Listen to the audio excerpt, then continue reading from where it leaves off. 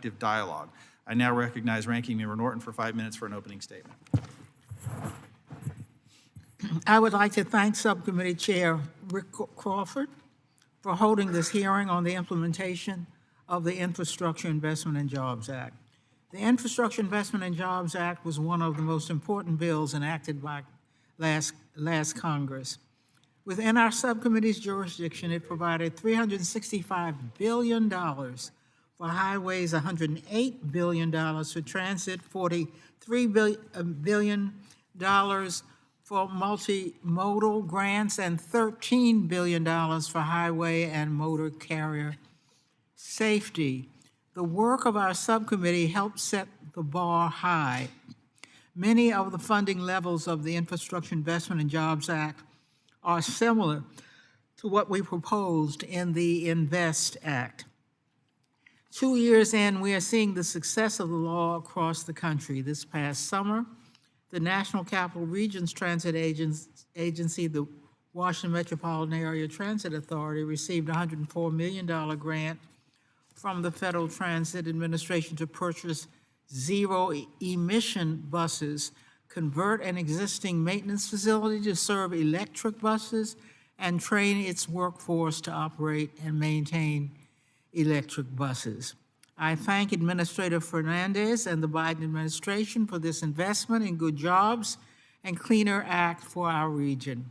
Success stories like this are playing out across the nation. Every member in this room today, whether they voted for the Infrastructure Investment Jobs Act or not, has at least one project funded in their congressional district. As implementation continues, our country will see safer transportation, improved mobility, a cleaner environment, and better access for all communities. Much work remains to be done. America is experiencing an epidemic of traffic fatalities, which is falling disproportionately on pedestrians, cyclists, and communities of color. I look forward to hearing from each of our witnesses about their work to prevent these fatalities.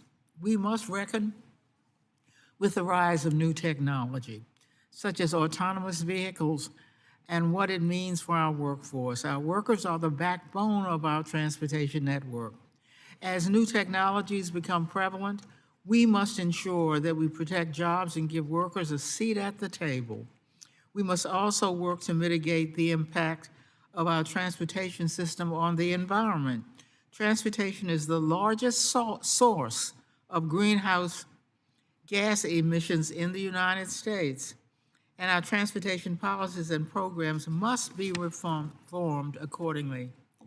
Expanding access to transit, walking, and biking infrastructure is a key part of the solution. I also support the Federal Highway Administration's new requirement that states and metropolitan planning organizations track their highway emissions and make plans to reduce them. This requirement is derived from authority provided by Congress in 2012 and is a critical step in the right direction. I also appreciate Department of Transportation-wide efforts to improve equity and address the decades of harm caused by our transportation system to low-income communities and communities of color.